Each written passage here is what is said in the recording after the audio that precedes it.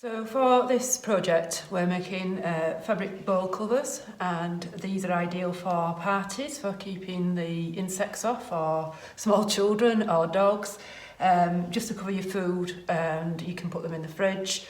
I've chosen 100% cotton. This is a fat quarter, which is about 18 inch by 22 inches, which equates to 46 centimetres by 56 centimetres.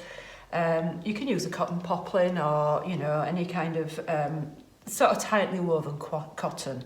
Don't use something with an open weave, because obviously that will permeate any kind of smells or anything like that. And also cotton will go in the wash as well, so that's ideal. It's an ideal gift, is this. It's a good way of using scraps, and it's a good gift for like a stocking stuffer, even a housewarming gift or something like that. This is a tutorial from the Hearth and Vine blog, but I'm just putting it on film for you to see how quick and easy it is. Because it's cotton, it will go in the washing machine. I wouldn't put it in the microwave personally, and it's not going to have the same effect as cling film, as it will keep your food fresh for a long time.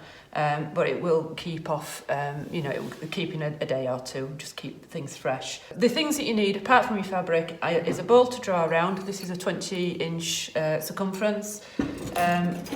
Scissors, I've got pinking shears here. If you've not got an overlocker, use pinking shears.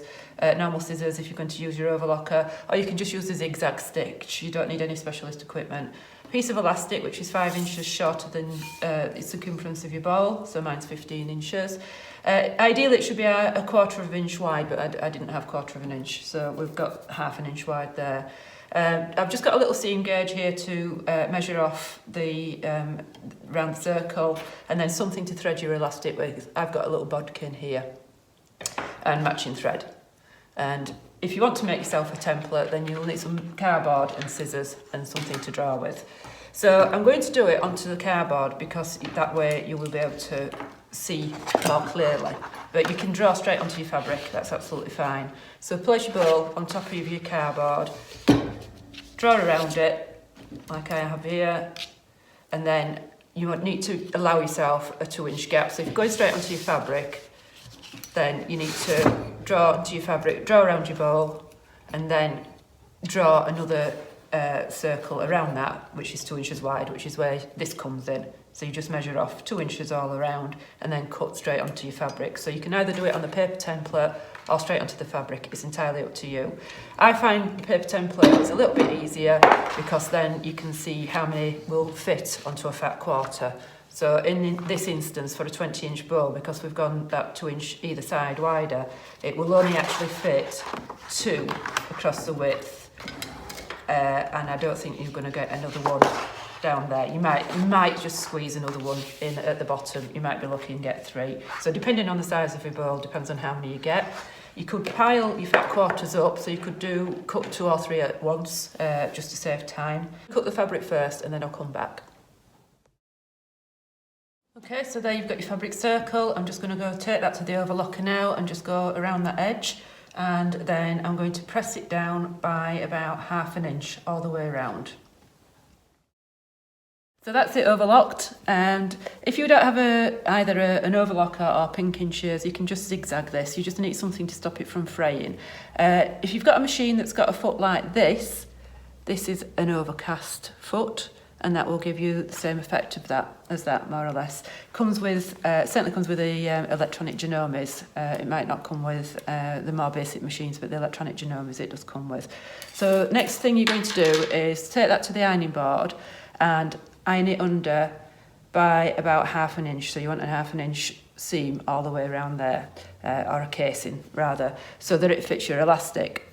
So a quick tip for that is, instead of trying to guess at the ironing board, if you just go around your fabric and measure an inch from the edge and make a little marking, this is awkward, make a little marking, and then iron up to that marking.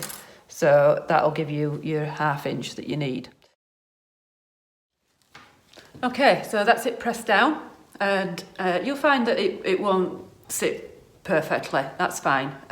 You're ironing around a circle, so it won't sit perfectly. Now we're just going to sew around the edge of the circle, as close to the edge as possible, and leave yourself a 2-inch gap so that you can thread that elastic in your casing.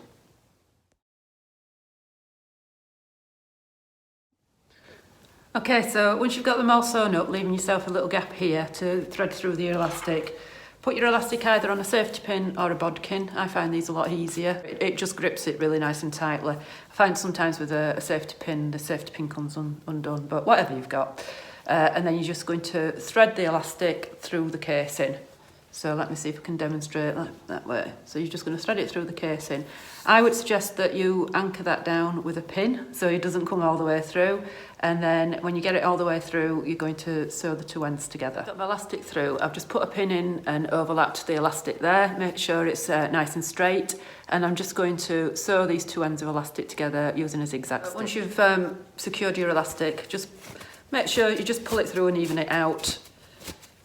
And then that last bit there, this last bit here just wants sewing down. So you can either do that by hand, you can either do that by hand or back to the machine, it's up to you.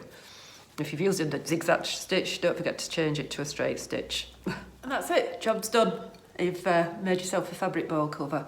And it fits this perfectly, it's nice and snug with that 5 inch less than the actual circumference. It does give you a nice sort of tight cover, it's not going to go anywhere that.